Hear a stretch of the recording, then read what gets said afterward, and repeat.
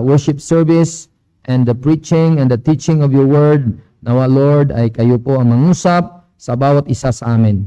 Lord, help us. Help me, Lord, as I preach your word this morning. And help us, Lord, na after all those things na aming mapakinggan ngayong umaga at matutunan, sana, Lord, ay may apply namin sa aming mga buhay. At makitaan nawa kami, Lord, na yung faithfulness, yung sincerity, yung desire to know you more, to love you more in this life, Lord. Help us. And thank you for everything. In Jesus' name we pray. Amen. Please be seated, mga kapatid. And I'd like to ask our dear mga young people to prepare a microphone. Dito, Brother Josh, hawak mo microphone. Ibigay sa mga ating mga youth na Brother Kirby, Brother Adrian, Brother Lance, Brother Joboy, Brother Okaya, kayo. Wala pa si Jill eh. So, may microphone niya gilid na yan. Oh. Dan sa, yan. Microphone na sa gilid. Ayan. Hawakan mo lang yan. Kasi anytime I could ask assistance, no, sa mga youth natin. And that's one way of participating. Let them participate, no, in the area of the service of God, kapatid, in this life. Hawakan mo lang. Hawakan mo lang. Kasi ikaw yung future missionary ko, di ba? Di ba? Gusto mo, prayer ni Papa mo yun eh. Natutuwa siya, di ba? That you are there always in service of our Lord. So, mga kapatid, we had our series, part 3 na po ito, and makita natin dito sa verse na ito ang 7 things, no? In the 7 things na ating malaman dito is yung, first is yung command, no? Yung command. So, makita natin dito, mga kapatid, na ang command ng Panginoon is to study. So, tayo po, mga kapatid, ay bakit nakilala natin ang Panginoon at sinasamba natin ngayon? Bakit natin nasabi na ako ligtas dahil nakilala ko ang Panginoon, may nangaral sa akin, dahil may naghahayag sa iyo ng salita ng Panginoon, yung salita ng katotohanan. At ito ay, ang command niya is to study. So that's the command of God, to study. So it's a God's command for us na tayo po ay to study. Mga kapatid, in this life, ay kung ikaw nga mangangaral sa salita ng Panginoon at nagsasabi nga saved, hindi pwede na iwanan mo lang ang salita ng Panginoon na alikabukan.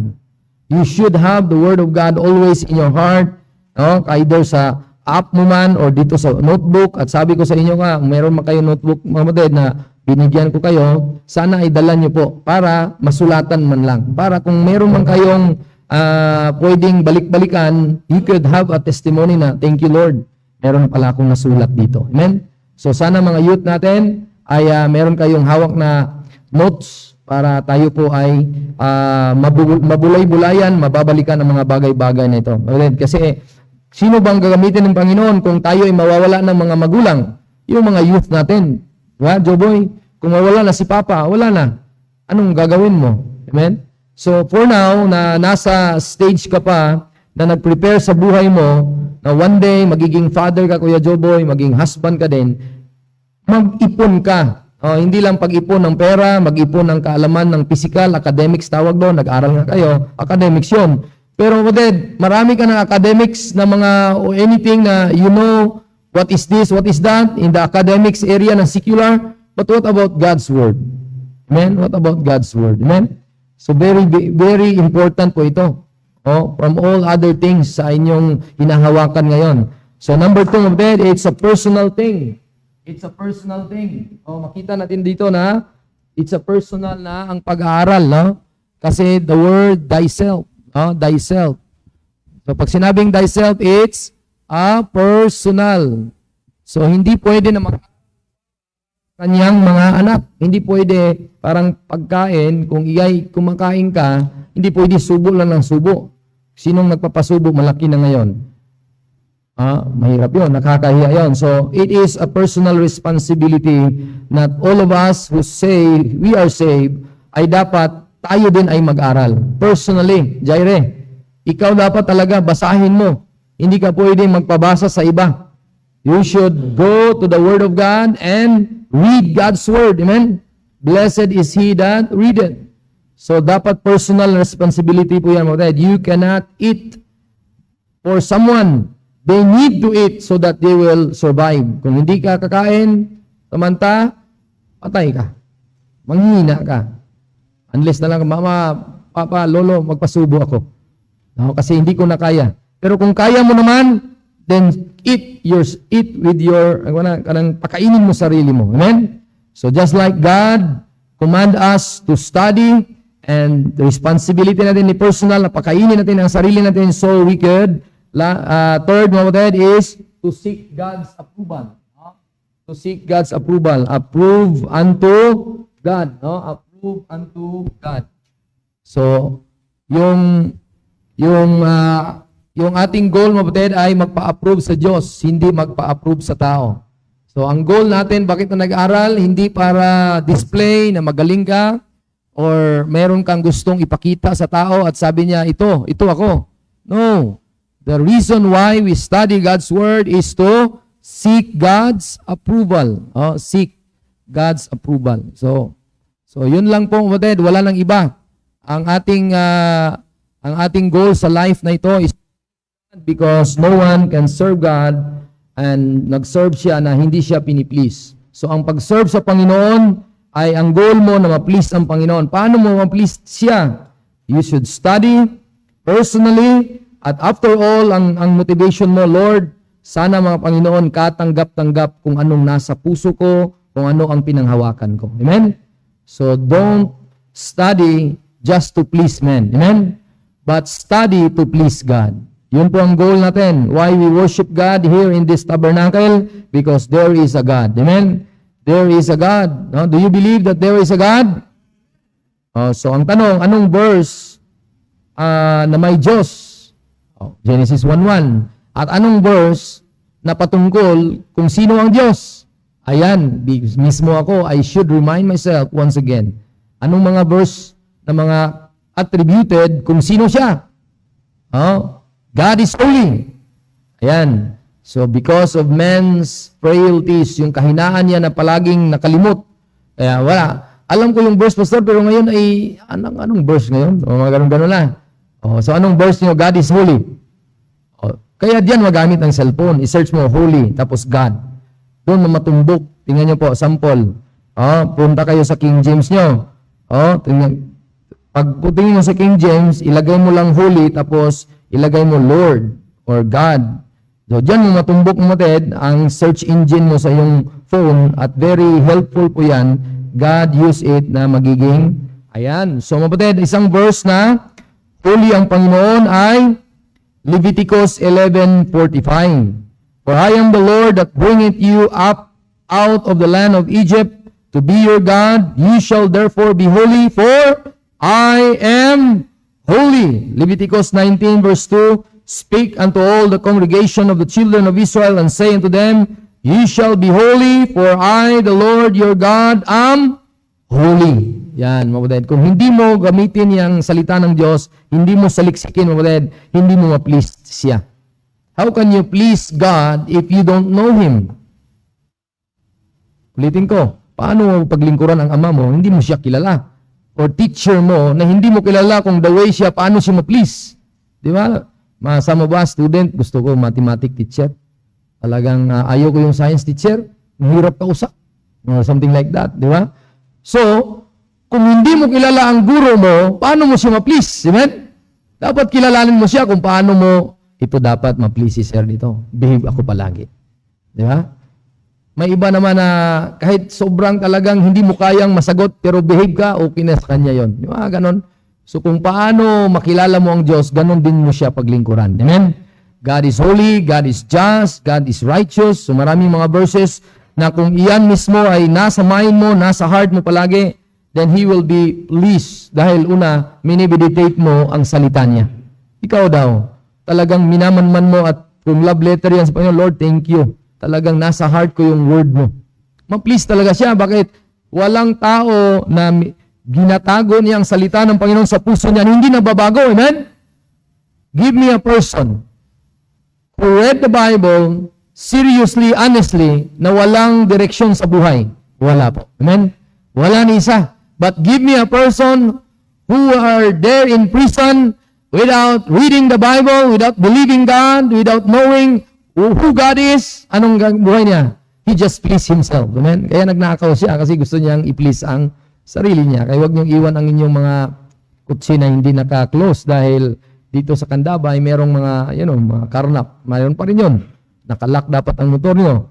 So bakit? These evil people ay walang Diyos sa kanilang sarili. Kaya nangyari, sinong gina-please nila? Ang Diyos? No. Sinong gina-please nila? Sila mismo. Amen? Sila mismo. Kaya don't please ourselves. Amen? Kaya nga nag-sacrifice tayo pumunta sa church at hindi nga dapat sacrifice ito. Pleasurable ito sa Panginoon. Amen? Lord, sana ma-please ka sa service ko. Ang tanong, examine yourself. Na-please po ba ikaw, Panginoon, ngayong araw na ito? Kahapon, wala na akong magagawa. Lumipas na. Examine niyo po. Na-please kaya ang Panginoon sa inyo, Kuya Joboy? Na-please? Si Mama at Papa nga, malungkot eh. How much more ang Panginoon? Kuha niyo po ang punto? Kuha po ang punto. So mga kapatid, mga wife, na-please mo ba ang Panginoon sa inyong pag-wife? Husband niyo man ang kasimangot eh. How much more ang Diyos? Kuha niyo po. So how can you please God na hindi niyo nakita?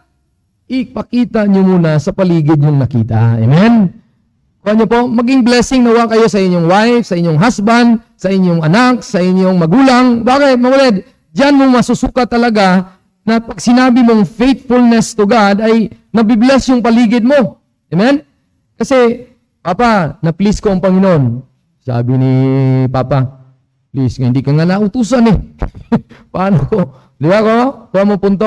Ganun ba din? So, pleasing God is talagang inside and out yan. Ha? Inside and out. Hindi lang pa sinabi nga na please ko ang Panginoon, pero sa labas mo ay walang ka-please-please. Ikaw pa ang dahilan na nagkasala ang iyong kapatid. Amen? So, may God help us. As we study God's Word, sana naging pleasurable ang ating mga pag-aaral sa Panginoon. At number 4, mga kapatid. Number 4 is, balik tayo sa number 4, ay, it's a hard work. No? Hard work. Kasi ang sinabi niya nito, workman. Workman. So, hard work siya. Hindi siya pwedeng basta-basahin lang. No? Hard work siya kasi workman. A workman. A workman. So, mga kapatid, ang pag-aaral, hindi po yun basta-basta. No? Hindi yan para ka lang dahil nag-aral ka sa Bible School, graduate ka na, tapos na ang iyong pag-aral. No, hindi po. Study is a lifetime. Amen? Study is a lifetime. Hindi po yan magtatapos kung kailan ka nag-graduate ng high school. Di ba? Elementary, college. Pagkatapos ng college, hindi yan nagtatapos. Pati nga mga teacher, nag-aaral pa rin eh. Di ba? Pati ang mga teacher na ay pumupunta sa mga seminar. Amen? Because study is a lifetime work. It's a workman. It's a hard work, mga kapatid. Amen? Hindi basta-basta. Kaya, mga kapatid, let your children open the Bible in your family. At sabi mo, anak, sa tingin mo, parang hindi ka sanay nito. Sabihin mo, mga magulang. Pero talagang kayanin natin ito kasi hindi natin ma-please ang Panginoon kung hindi tayo mag-hard work. Taliksikin natin ang Bible. Pastor, ano bang i-lesson ko, Pastor, sa aking mga anak? So, ang gawin nyo, meron akong mga lesson about salvation. Meron akong printout, ibasahin nyo sa inyong family, yung Bible doctrine associated with salvation. Pwede na kayong mauna, regeneration, adoption, imputation, sanctification, redemption. Iuna nyo ng study kahit hindi pa na-discuss kasi may mga bagay na kahit nauna pa kayo, may mga bagay na ang Holy Spirit gusto pang ipahayag sa inyo na hindi nyo nabasa. Kanya po, kahit nauna pa kayo, mga. So, yun ang ating plan sa ating mga family na talagang mas solid sila, lalo na pagtayuan nila, it's a workman kasi mga kapatid, ang dami nang nagsikalat ngayon na workman din sila. Workman din, gaya na sinabi ni Brother Moderator kanina. Brad, alam mo yung ginawa nila, workman din sila. Pero ibang klaseng workman, hindi sa Bible sila nag-work. Doon sa posisyon. Talagang trabaho talaga, madaling araw or gabi, Diyos na mo sa kaluoy. So pupunta talaga siya doon sa kalsada, tapos nagpapako pa. So it's a work, amen? Pero ibang klaseng work, hindi accepted sa Panginoon, amen? So ang accepted Panginoon is tamang work dapat. Saan? Dito nakatuon ang work mo, amen? Sa authority, the Bible, it's a workman. Number 5, mga is to prevent unnecessary, no? Prevent unnecessary disapproval. Needed not to be ashamed, no? Needed not to be ashamed. So, to prevent unnecessary disapproval, so mag-work ka. Needed not to be ashamed para hindi ka mapahiya, kapatid. Dalhin mo Bible mo, tapos dalhin mo yung notebook mo every day in your life. You seek God's Word, you study God's work, so to prevent unnecessary approval. No? Prevent unnecessary approval. Prevent unnecessary disapproval. So, ma-disapprove ka sa Panginoon. Hindi nag-aral. So, to prevent that, dapat nandun yung heart mo nga mag-work to saliksik, no? To search. Sabi ng Acts 17:11, saliksikin mo talaga ang salita ng Diyos. Araw-araw pa nga eh.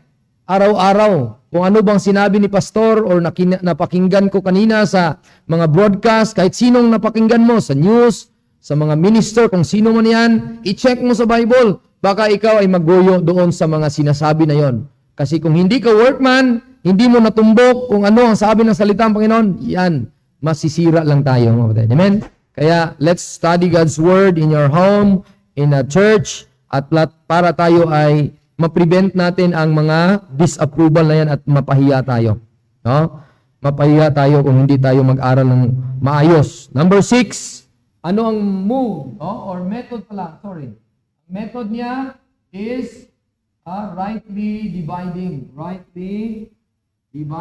the word of truth. The word of truth. So, tayo po kapatid ay mag-aral sa salita ng katotohanan, hindi salita ng kasinungalingan. So, yun po yung method to rightly divide. Ano ang rightly divide? Number 7, yung last na yan. The word of truth. Yan na yan. Yan ang number 7. Mix na sila. Rightly dividing, yun po ang way. Hindi ko nasulat.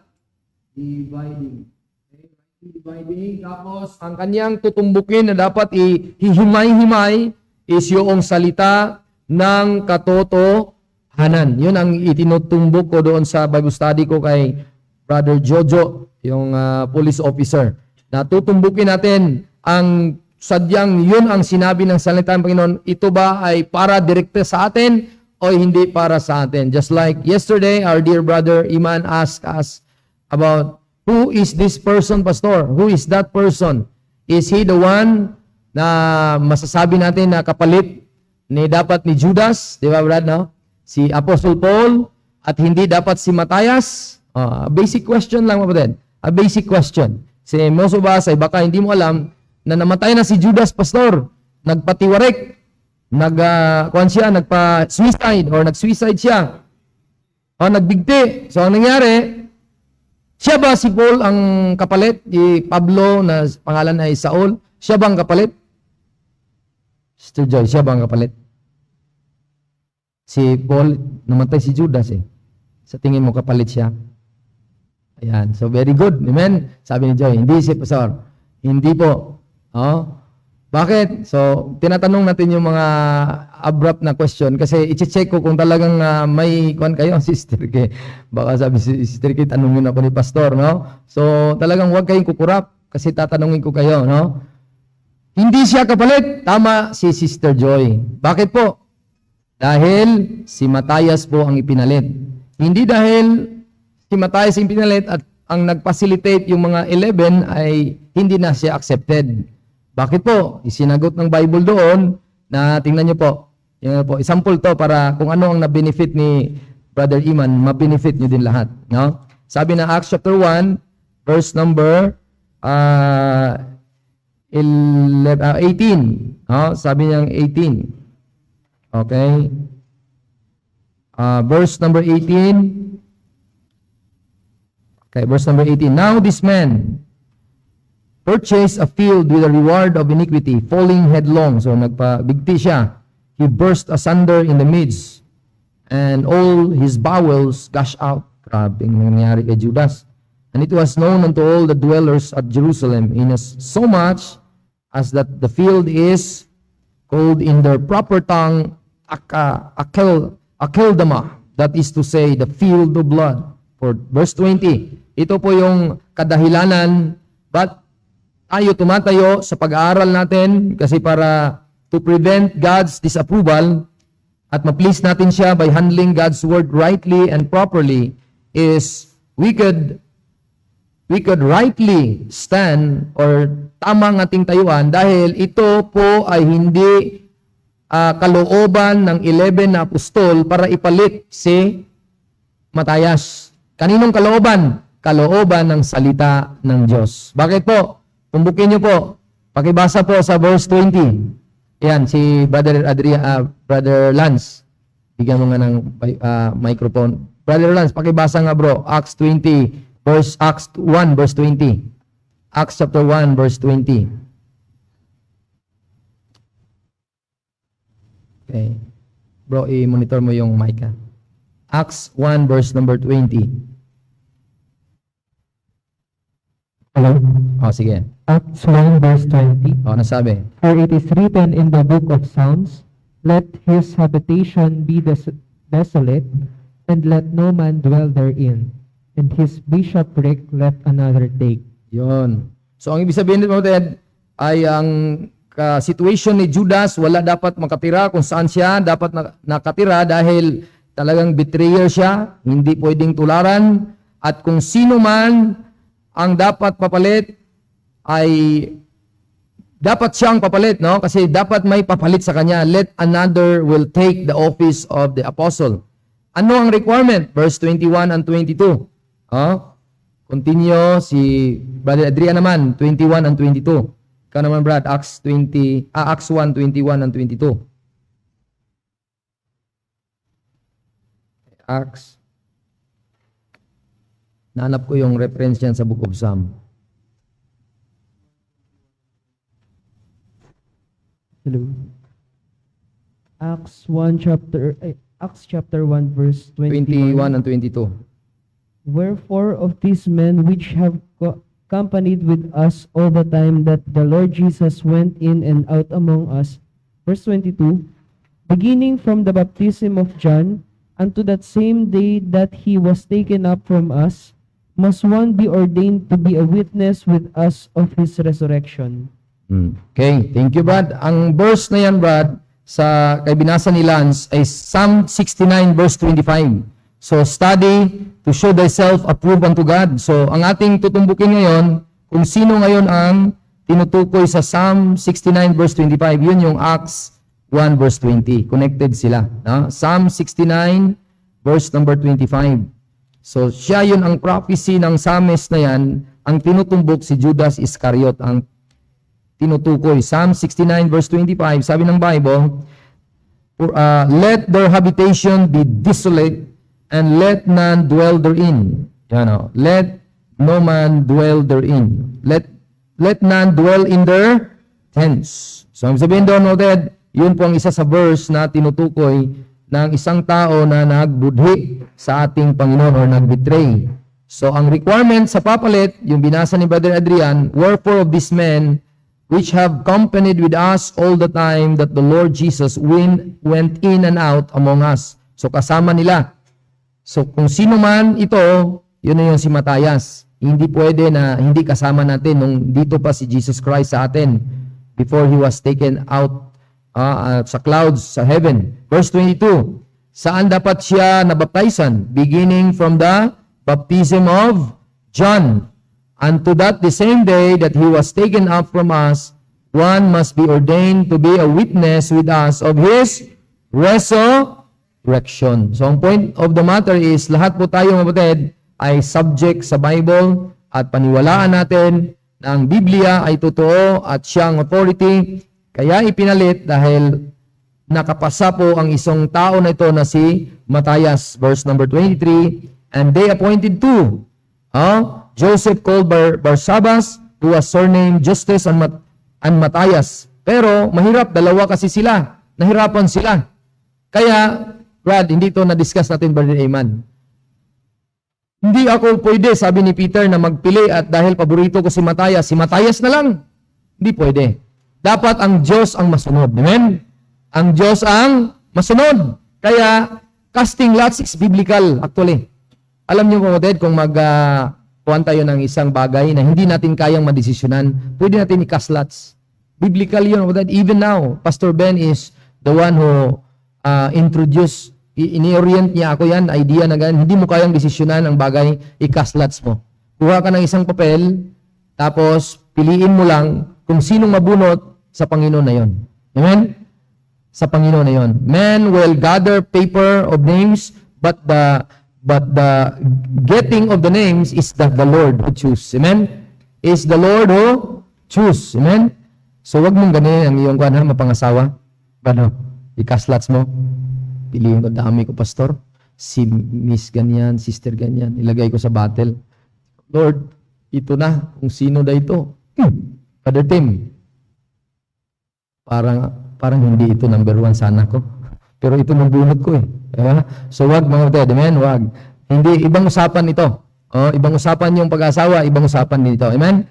So balik tayo dun sa practical thoughts natin. At context na truth. Ang context niya, sabi ng Bible, na ginawa nila, nagkaslat sila. Then sabi niya, and they prayed, and thou, Lord, thou knowest the heart, show whither of these two thou hast chosen, that he may take part of the ministry, and from which by transgression fell, that he, and he might go to his own place. Yun yung place ni Judas sa impyerno, kung saan siya dapat parusahan. Verse 26, and they gave forth their lots, and the lot fell upon Matthias, and he was numbered with the 11. So from that moment on, siya po ang isa sa mga nakita natin sa pag-aaral natin sa salita ng Panginoon para hindi natin ma-displease or mapahiya tayo sa Diyos, dapat tumbukin natin kung ano dapat ang sabi ng context. Amen? So praise God for that honest question ni Brother Iman. Praise God. At isa pa yan, madaanan natin yung next question mo, Brad, dito sa ating pag-aaral na rightly dividing. Mamaya. So, yun po ang principle na dapat nating panghawakan, mga kapatid. Ang nakita natin the other week ay yung dapat na pag-aaral ay kumpleto dapat yung idea mo kung saan ka. Ano nga ikaw sa salita ng Diyos? Ikaw ay student. No? So, tinumbok natin yung last week. Ikaw ay student. No? Lahat tayo ay student. Tapos, ang iyong responsibilidad, ano po yon? Study. Then, kung ikaw ay nagsa-study, ano ang tutumbukin mo, ano ang gamit mo, at ano ang hawak mo? Scripture. So, ano ang scripture? Yun po ang authority natin. Tapos, hindi mo makuha kung ano at para saan ito kung hindi mo makuha ang secret. Amen? So, ano yung secret mo? The key. The key. Look at 2 Timothy chapter 2 verse number 7 and 1 Corinthians 14 verse 37. Para matumbok natin yung key to understand the whole Bible is dapat merong ibigay na kumbaga suggestion of the Holy Spirit. Hindi lang it's a command. Hindi suggestion ito. It's a command of the Holy Spirit. 2 Timothy 2 verse 7. Okay? The Holy Spirit wrote the book in 2 Timothy 2:7. Ginamit niya si Apostle Paul, a personal letter to Timothy. Basahin natin lahat. Ready, go. Consider what I say, and the Lord will give thee understanding. Yon. Kung hindi mo i-respect at pag-aralan ng maayos at hindi makonsider mong opisina ni Pablo, anong mangyari? Hindi mo makuha ang mga bagay-bagay na ito. Akala mo para sa iyo yon. Amen? Akala mo para ito sa panahon natin. Pero si Apostle Paul ang susi. Amen? Consider what I say. Si Holy Spirit actually ang susi sa understanding. Pero sinabi ng Holy Spirit through the writing of Paul na i-consider mo ang writing ni Paul para makuha mo ang kabuuan ng Bible mo din. Amen? Tingnan niyo pa, 1 Corinthians 14:37. Kasi may mga plano ang Diyos na dalawa ito, plan of God in the prophecy side and the plan of God in the mystery side.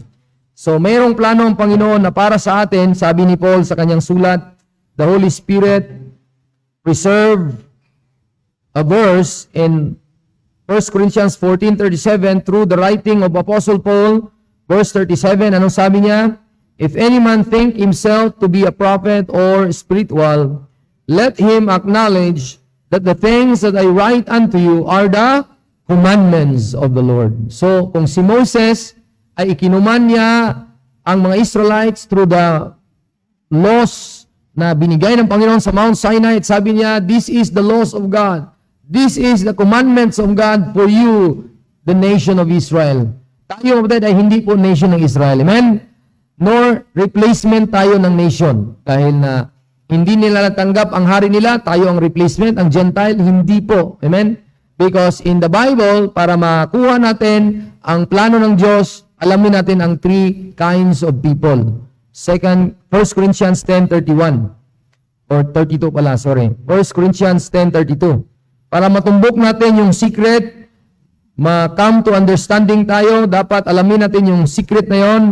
At isa sa secret na binigay ng Panginoon at alamin natin kung ano ang creature na nabuo sa panahon na namatay si Kristo, nalibing at nabuhay namang muli. Kasi dati dalawa lang ang nagiging highlight. Una, ang highest highlight ang Israel. Nasa ilalim lang tayo. Nakaroon ng blessing ang mga non-Jew, non-Israeli, kung i-bless nila ang Abrahamic seed. Amen? Sabi ni Panginoon kay Abraham, Abraham, look at your eyes doon sa langit. Kung gaano kadami ang mga bituin, ganun din kadami ang lahi mo. Ano, sabihin ko sa iyo, Abraham, kung sino ngayon ang sinasaktan yung lahi mo, sasaktan ko rin. Kung sino ang mag-curse sa lahi mo, i-curse ko rin. Pero kung sino ang mag-bless sa lahi mo, i-bless ko din. So, sabihin mo, Ted, there was a time in history na ang Panginoon, ang plano niya, bibigyan ka ng blessing through the seeds. Plural.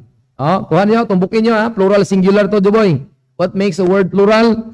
Because there is an S. So, tumbukin mo to, seed of Abraham and seeds of Abraham.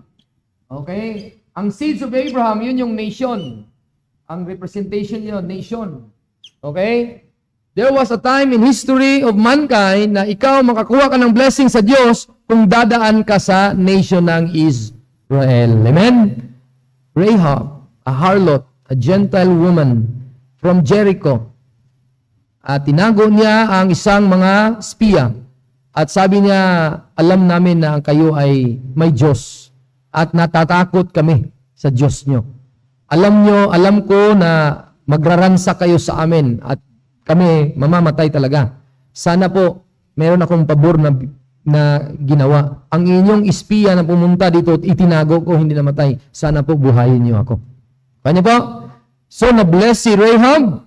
Hindi siya namatay physically, nor hindi din siya na impyerno. Because that is one way of blessing God. Kasi hindi pa namatay si Kristo eh. Yun ang tumbukin natin. Yung plano ng Panginoon sa bayan ng Israel sa Old Testament, ang plano ng Panginoon sa atin ngayon sa bagong tipan. Amen? So there are two basic na division sa Bible. Ano yun? Bagong tipan, lumang tipan at bagong tipan. Ang sabihin doon, hindi pa namatay si Kristo at nung namatay na si Kristo Jesus 2023 years ago. So kung matumbok mo ito, talagang mapanghawakan mo ito forever and ever at you will appreciate God. Amen? Kasi yan talaga ang gusto ng alamin para hindi ka malilito at hindi ka maliligaw sa mga turo ng mga guro na sila din ay nalilito.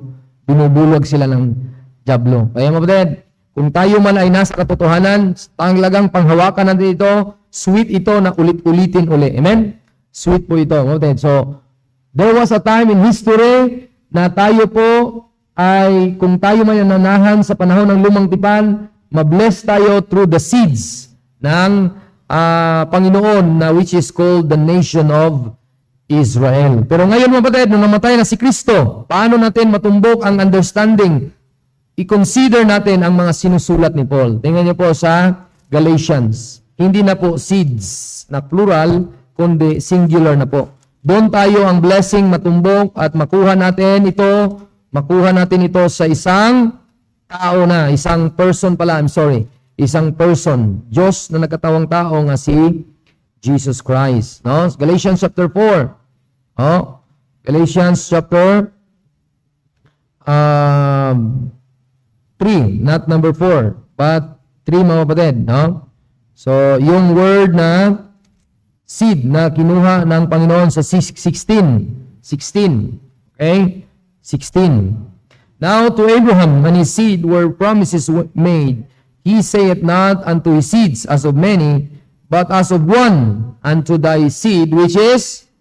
so may prophecy na, may tinutumbok ang scripture na ngayon lang in-reveal, na yung pagbibigay pala ng mensahe ng Panginoon na I will bless you, and I will bless you with a seed, ang nagiging application sa panahon natin ngayon, na ngayon lang ipinangaral ng Holy Spirit sa grace period, ay na-bless tayo hindi sa nation ng Israel. Kasi ang nation ng Israel ay, anong ginawa nila sa kanilang hari? Tinanggap po ba nila? Hindi po. John 1:11, He came unto His own, but His own received Him not. So saan tayo na-bless? Doon sa one person, which is the seed. Ang tawag doon ay si Kristo.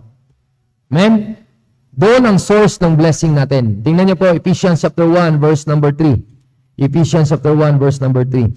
Ang blessing natin hindi na sa nation ng Israel, kundi doon na sa Panginoong Hesus.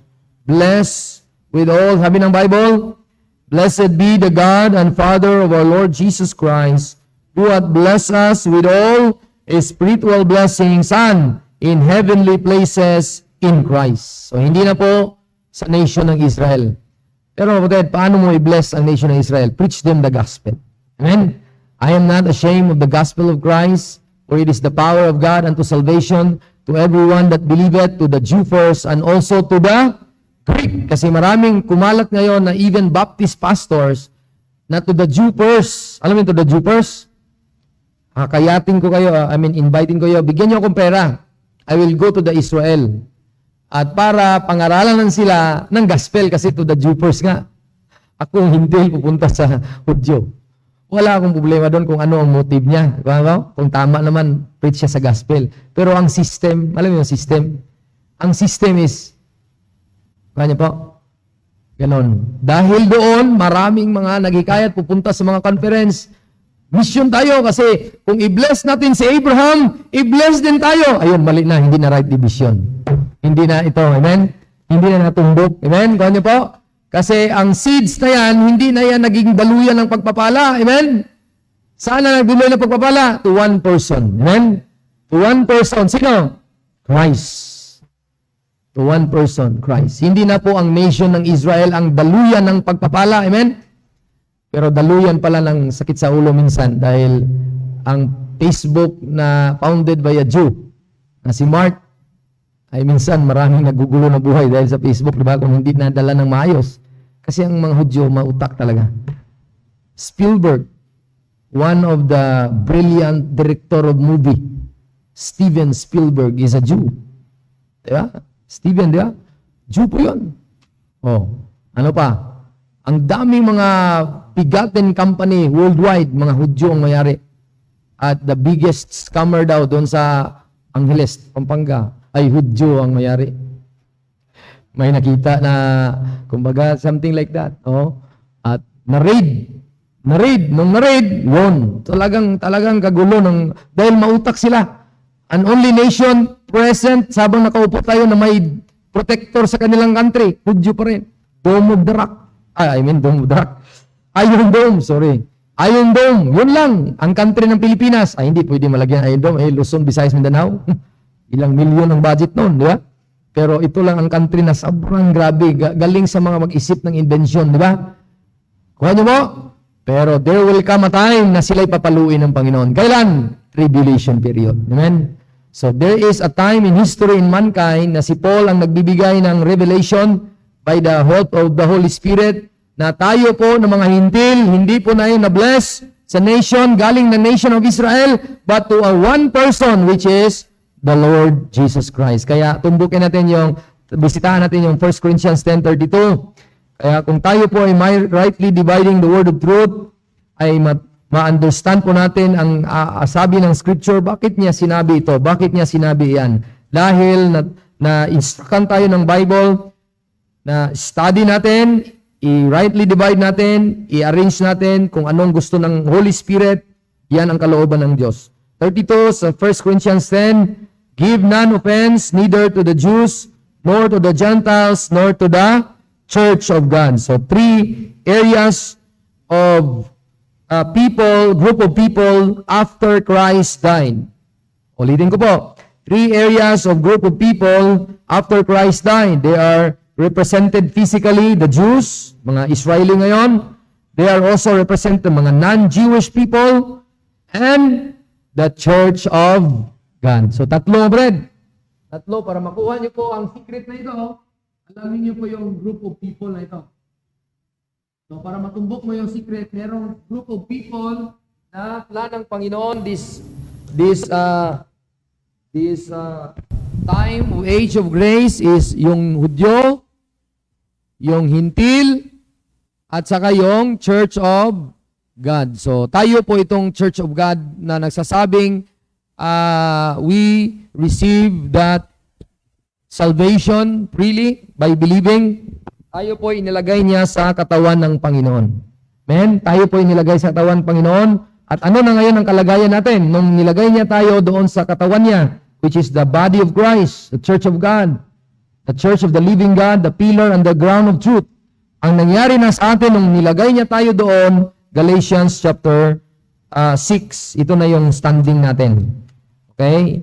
Ito na yung standing natin, mga kapatid. Nung tayo ay nilagay doon sa new creature na yan, a new entity of a group of people, Galatians 6 verse number 15.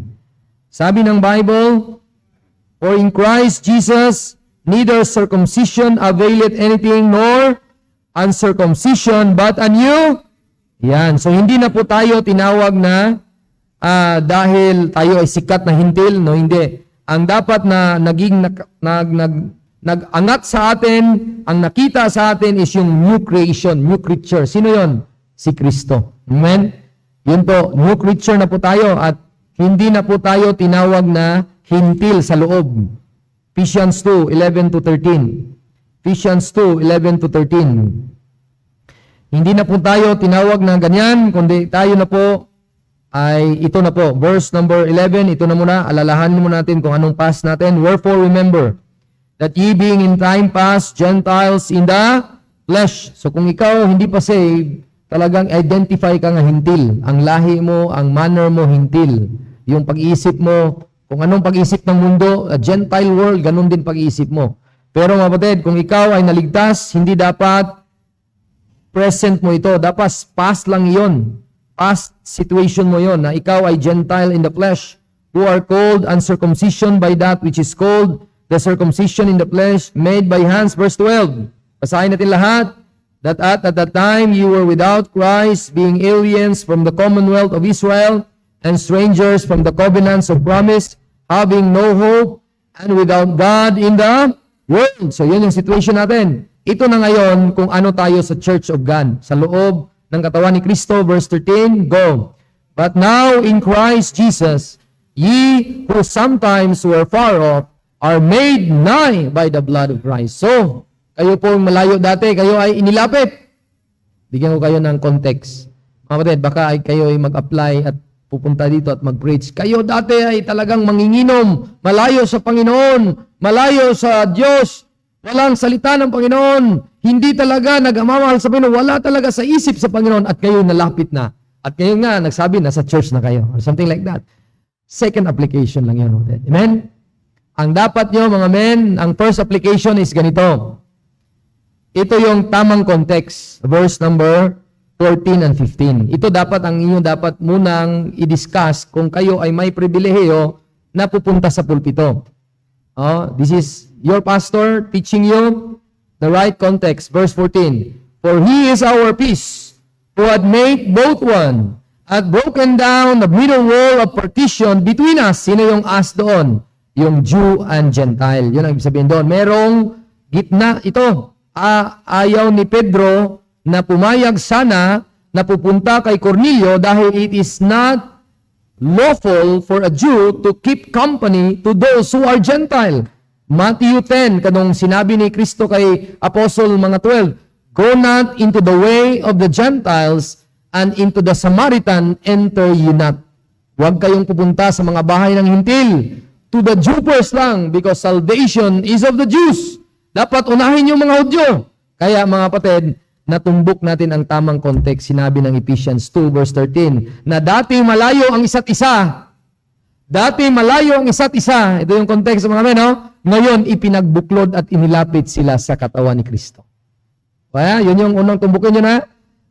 Sino ngayong context sa malayo dati, ngayon inilapit? Yung Hudyo at saka yung Hintil, ibinuklod, tinanggal ang partisyon, isa na. Parang ganito, may partisyon, halimbawa, may kurtina.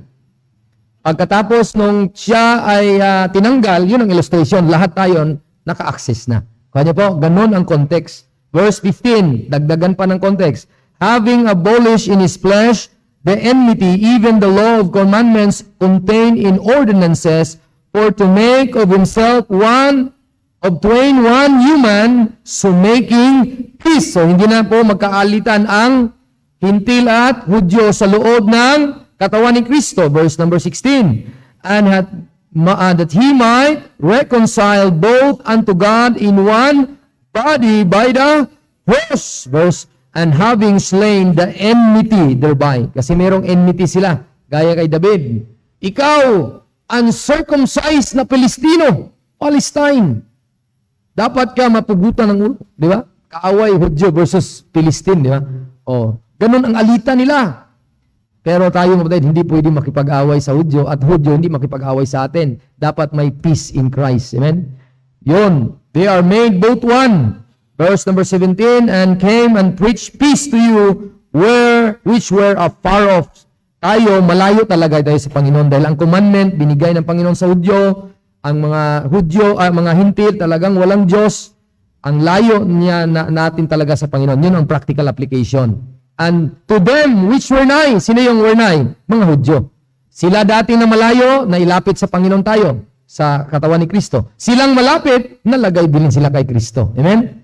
Verse number 18. For through Him, we both have an access by one Spirit unto the Father. Kaya mga kapatid, ituloy nyo, Ephesians 3 verse 6. Ephesians 3 verse 6.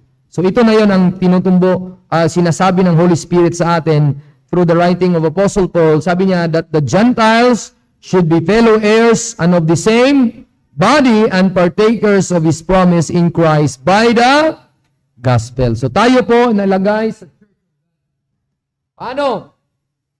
Paano kapatid? Paano tayo nalagay into that one body? Paano po? Okay? Ha? Okay.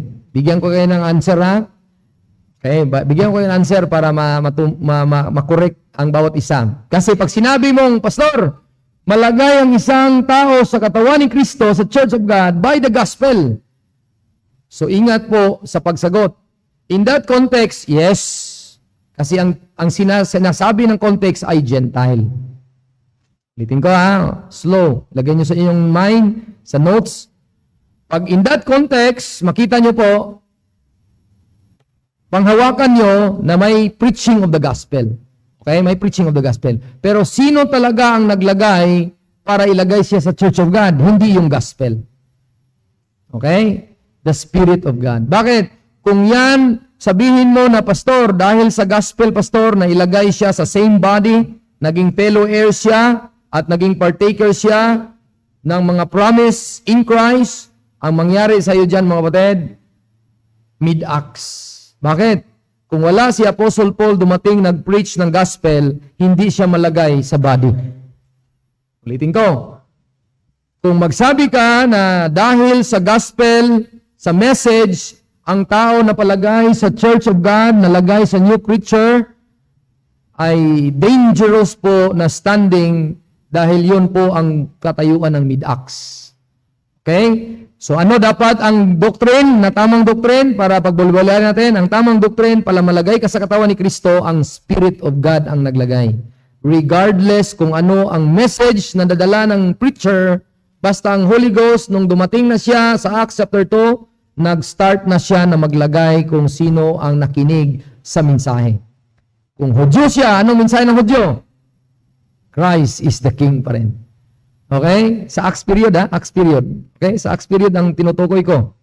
Pero after nung nawala na ang plano ng Diyos, hindi na ang spotlight ng Diyos ay natanggal na doon sa mga Hudyo. Kailan? Sa Acts 28. nag-focus na si Pablo na magbigay ng mensahe sa mga hintil. Ito na yung Book of Ephesians. Kuha niyo po, makita mo ang Book of Ephesians, walang halong Hudyo dyan. Tinutumbok at sinasabi niya mga hintil. Amen?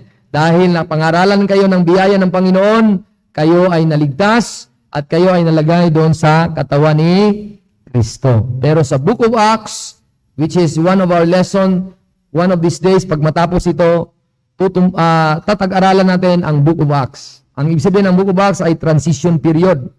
So, bakit po, Pastor, masasabi niyo po na hindi po sa pamamagitan ng gospel ang isang tao malagay sa Church of God? Dahil po, hindi po trabaho ng gospel message or message. It's the work of the Spirit. No? 1 Corinthians 12, verse 13. 1 Corinthians 12, verse 13. Yun po ang pinaka-answer po sa question na kung bakit po ang Espiritu ang may trabaho na maglagay doon sa katawan, which is the Church of God. Verse number 13, sabi niya, for by one Spirit are we all baptized into one body, whether we be Jews or Gentiles, whether we be bond or free, and have been all made to drink into one Spirit. So tayo mga kapatid, ay kung matumbok natin, mas malaman natin ang sikreto. Ano ang secret? There is a secret for the kinds of people, itong dalawang tao na to, pero most of the times, Gentile people, kasi riches para sa atin yan, na tayo ng mga hintilo rodyo, inilagay sa isang bagong creature. Ang tawag din, the new creature, which is the Church of God.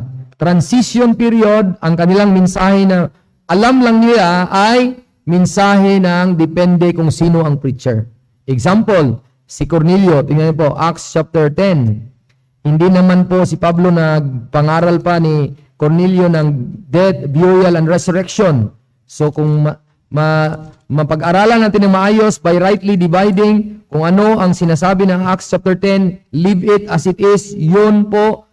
Let's just stick kung ano ang context, then so be it. Yun ang sagot ng tanong natin. Pastor, paano na-save si Cornelio, Pastor? Nag-believe po ba siya sa death, burial, and resurrection na pinipreach ni Apostle Paul?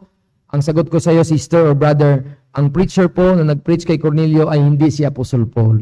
Amen? Si Apostle Peter. Ang dala po ni Apostle Peter bilang Hudyo, ano po yun? The King, the Christ, na who rose again from the dead. Hindi po yun importante yung kumpletong death, burial, and resurrection. Basta alam nila that this is, sabi ni Peter sa preaching niya, verse 44, verse 42 muna. Ito yung preaching niya. Sabi niya, now, I come to you now, Cornelio, let me preach to you this message. Sabi niya, and he commanded us, verse 42, to preach unto the people and to testify that it is he, si Christ, which was ordained of God to be the judge of the quick and the dead. Verse 43, to him give all the prophets witness. Kasi connected talaga si Peter sa mga prophets na mga prophecy, preaching niya. Next statement, that through his name, so ang kanyang pina-emphasize, hindi yung death, burial, and resurrection. Ano ang in-emphasize ng mga apostle na preacher na 12? The name of Christ. Kaya dyan nakuha mo yung in Jesus' name. Yung Pentecostal. In Jesus' name. Walang problema doon. Totoo naman yon. Saan time? Time doon sa signs, wonder, and miracle. Amen? Pero ngayon, wala na po ang signs, wonder, and miracles. Bakit? Natapos na po ang dealing ng Hudyo. Ngayon na po ay presentation ng full revelation ng mystery na which is itinatago-tago ng diablo sa atin. Amen? So ngayon, sabi ni Peter, anong sabi ni Peter ng kanyang message? Death, burial, and resurrection po ba? Hindi po. Name ang kanyang focus. That through this man, the name of Jesus, whosoever believe in him, anong mangyari? Shall receive remission of sins. Sabi niya, kilala ko yung si Jesus, anak niya ni Mary at saka ni Joseph. At alam ko na Messiah siya. Nasamay na niya, na-reckon na niya. At ako nga nagpa-build ng sinagoga sa inyo. Kasi yun yung requirement ni Cornelio. Siya ay, he always give alms and he has good report to all the Jews and he built synagogues. Yun po ang isa sa mga bagay na mga gandang gawa ni Cornelio, na talagang ang Panginoon talaga ay natutuwa kay Cornelio, pero hindi pa saved si Cornelio. Paano pa maging masaved after the New Testament? Masaved ka kung meron kang Holy Spirit. So wala pang Holy Spirit si Cornelio. Paano nagkaroon ng Holy Spirit si Cornelio? Nung nag-believe siya sa preaching ni Apostle Peter. Ano ang preaching ni Apostle Peter?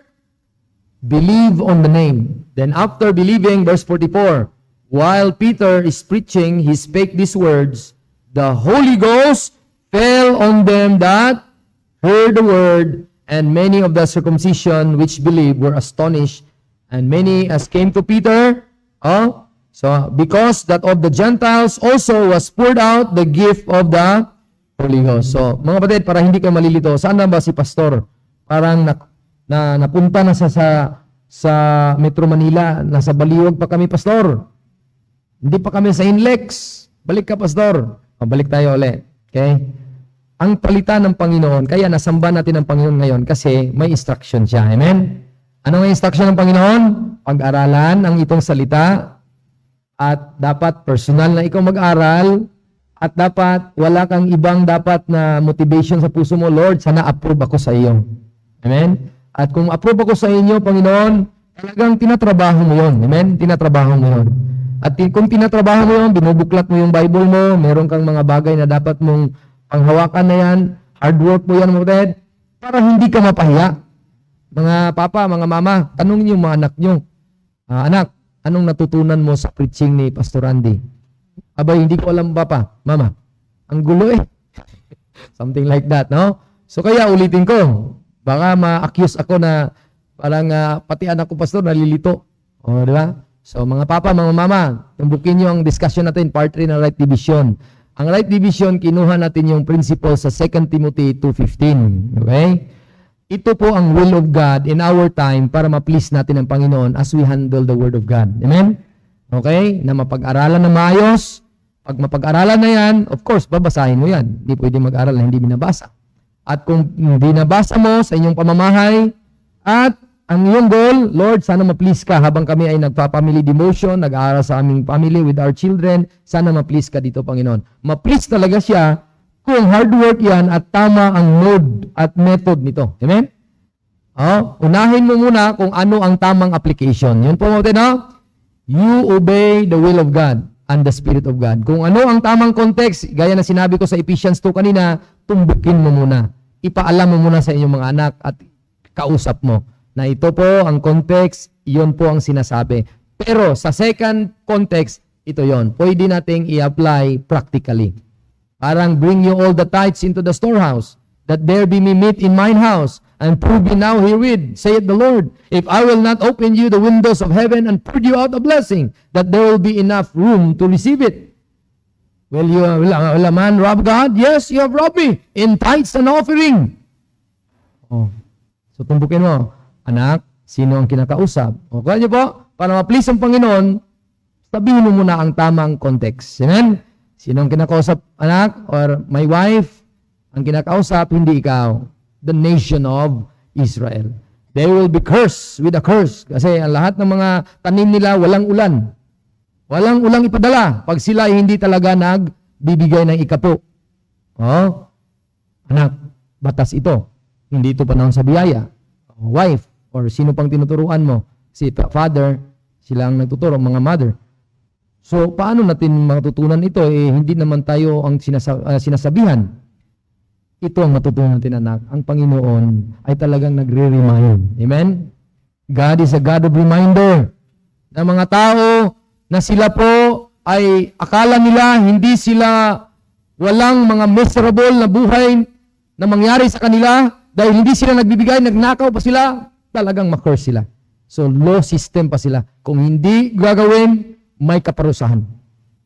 Anak, sa tingin mo, nung nagbigay ka sa church o hindi ka nagbigay, naparusahan ka ba? Kasi grace ngayon. Amen? Grace ngayon. Iba ang system ngayon. Amen? Ang motivation mo, hindi yung dahil nagbigay ka, dahil itunglo ka or i-curse ka. Amen? Kundi nagbigay ka dahil mahal mo ang Diyos. God loveth a cheerful giver. And God will sustain your life. God will supply your life, amen, according to the riches in Christ Jesus.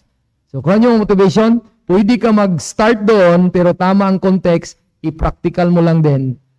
Ganon mapatid. Paano ma-please ang Panginoon? Sa kaligtasan.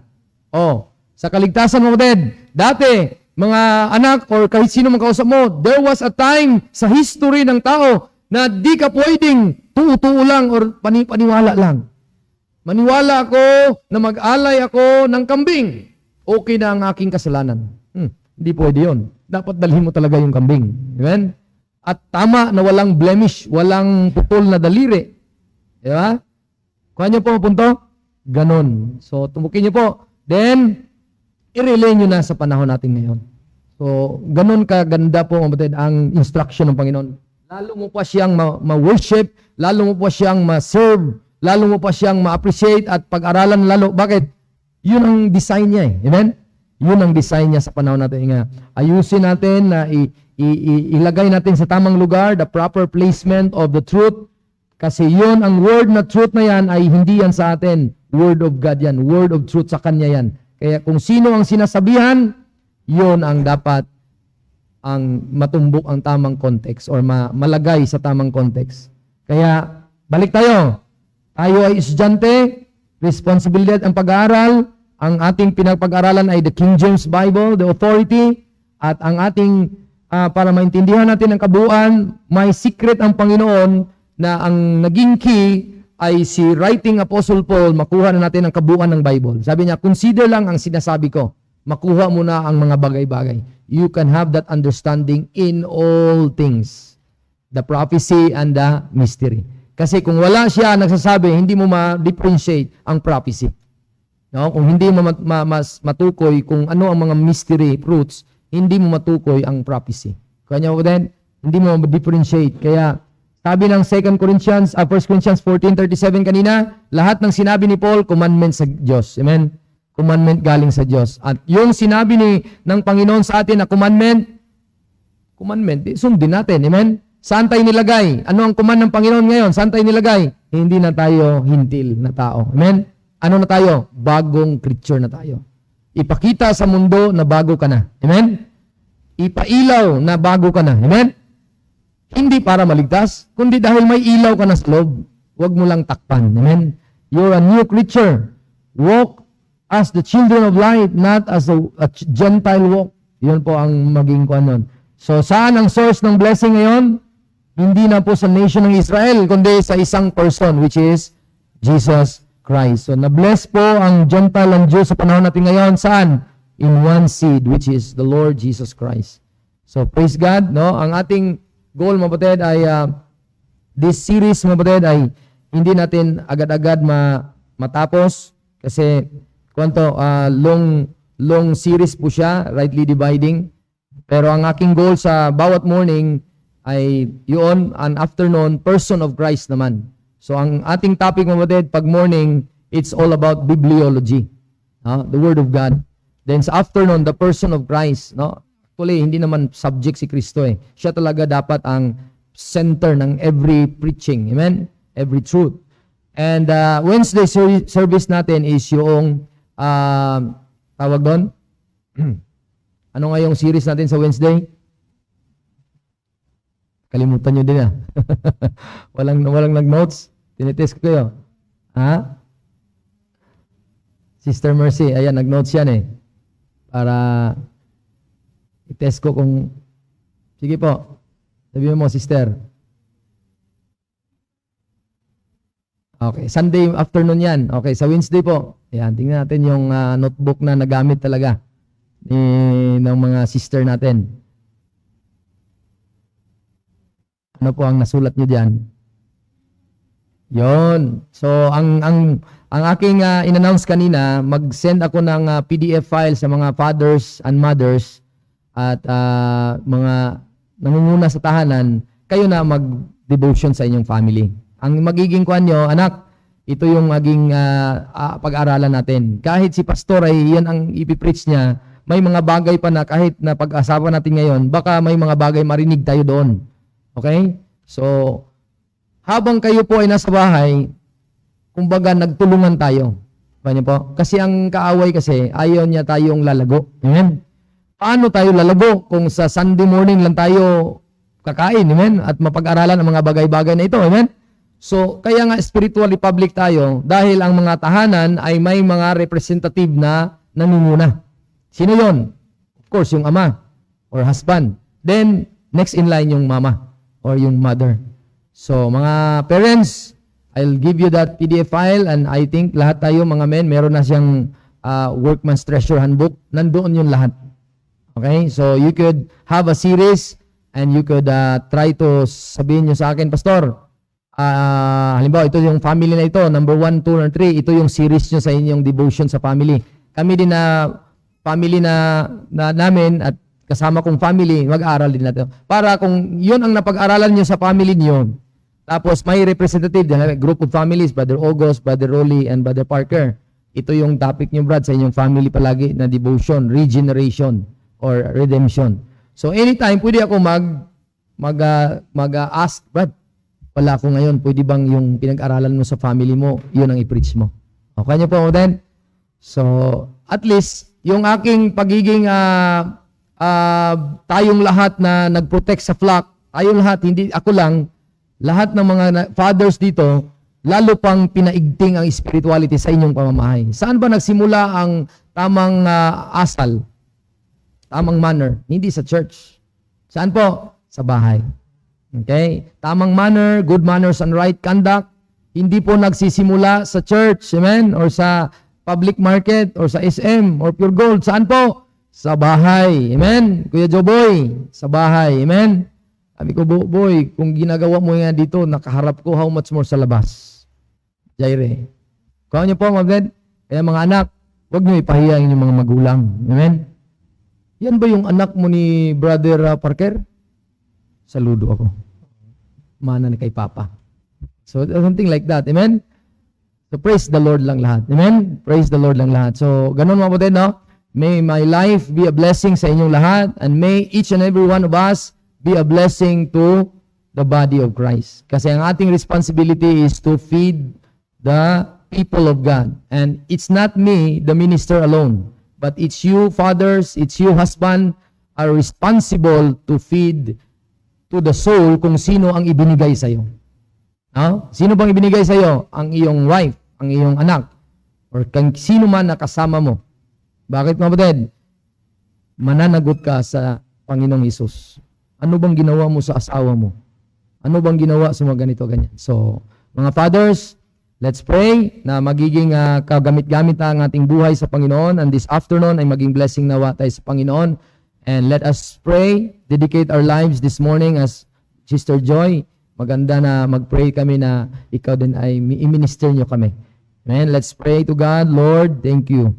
Kami man ay may desire, Lord, na talagang ang oras namin naka-Google, but our time is limited every day. But the principle na binigay nyo sa inyong salita na hindi na kami ang may-ari sa aming buhay. We are not our own anymore. We are bought with a price. Very clear, mga Panginoon, na ang Panginoong anak, ang iyong anak, nagbuhos ng kanyang dugo.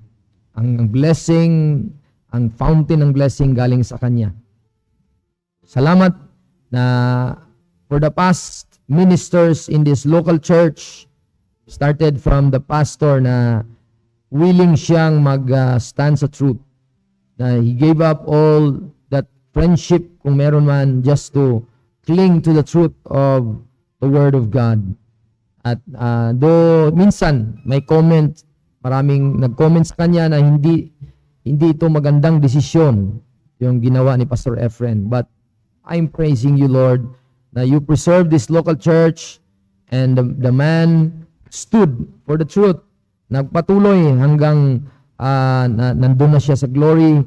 Then another man came just to punch or just to plant that landmark of truth sa bawat isa sa mga puso na nandito. Before I came here, the truth ay nag-ushered in, napahayag. At Lord, sana Panginoon, with the help ni Brother Noel dati, ni Pastor Noel, at siya na ngayon ay na-promote sa glory, at na patuloy, Panginoon, sa local church na ito. With me, men of this church, who allow na nagpaggamit sila sa inyo. Sana, Lord, hindi man kami maka-spend ng much time, but I challenge the men to open the Word of God in their homes and to always dedicate sa kanilang bahay na may time, allocated time na to talk about things na very important sa kanilang foundation sa spiritual life, especially yung Bible doctrine associated with salvation. Lord, I pray for them. I pray for the parents who will stood for the truth of God, na sila nawa, Lord, ay maging ilaw sa tahanan, yung mga parents. Tulungan niyo sila dahil ang mga children ay doon lang sumusunod kung anong direksyon ng parents. Lord, help the children also na they personally study God's Word, na hindi sila mag-lax, na hindi sana sila napilitan. Sana, Lord, yung mga children namin ay meron silang desire to seek God's truth, to honor you, Lord, by studying your Word, knowing you more, even memorizing verses. So every time there's someone who will ask, every time there is a calling of service like preaching, like sharing God's Word, yung Holy Spirit ang mag-allow sa kanila na ma-utter lang, masabi na lang nila out of the abundance of their heart, their memory, ay because of their hard work, because of their labor na pag-aralan ng salita. Lord, sana mga children namin, my heart also, to love you and to love your Word. And Lord, help also our brother and sister na even wala dito. Be with them sa kanilang health. Tulungan niyo sila. I know maraming mga interruption, lalo na kung hindi tabernacle worship.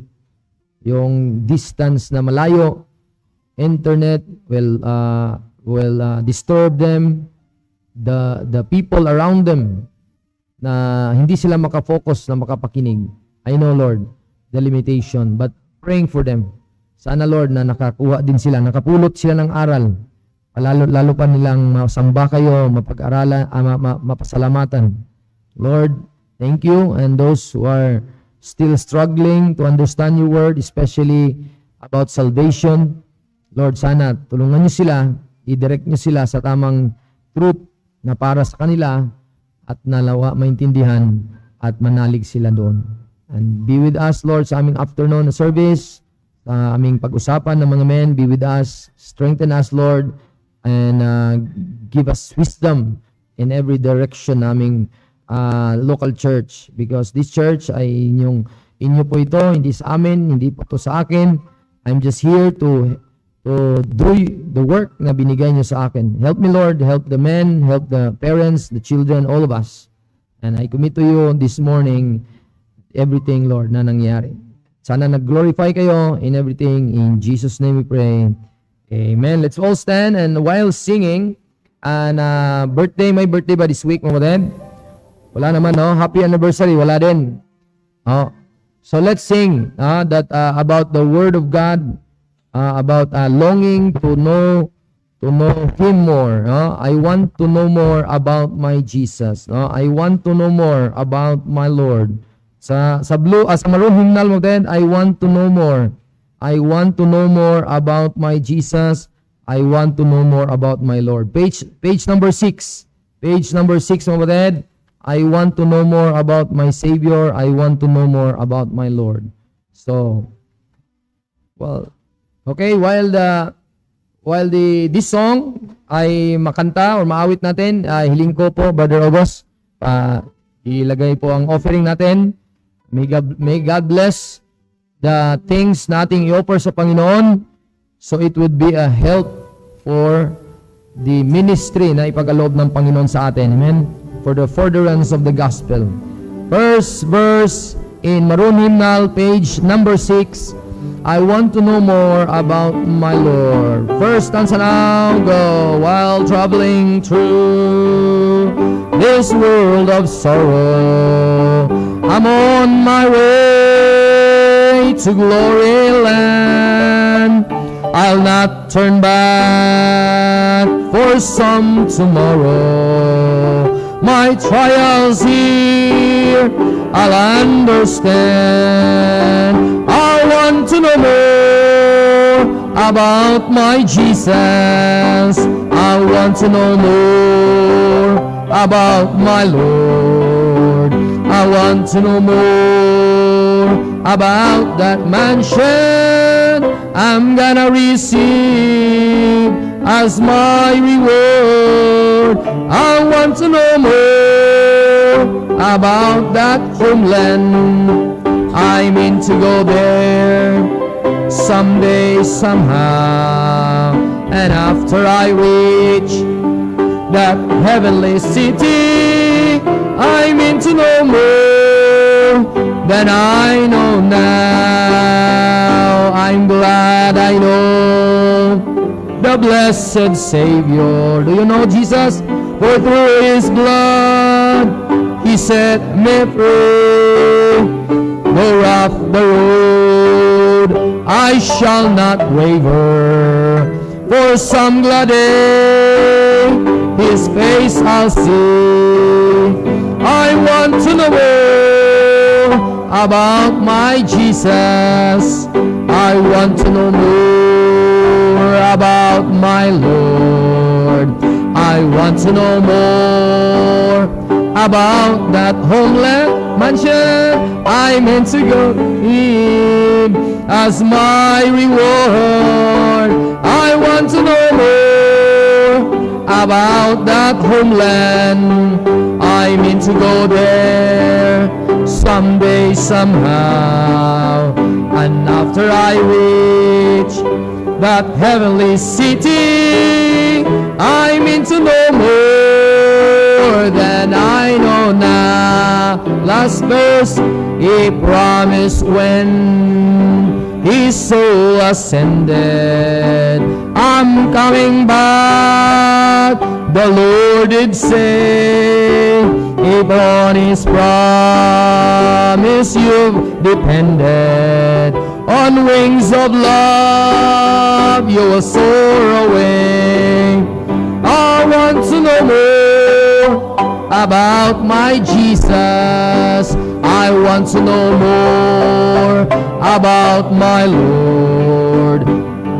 To know more about that mansion I'm gonna receive as my reward. I want to know more about that homeland. I mean to go there someday, somehow. And after I reach that heavenly city, I mean to know more than I know now.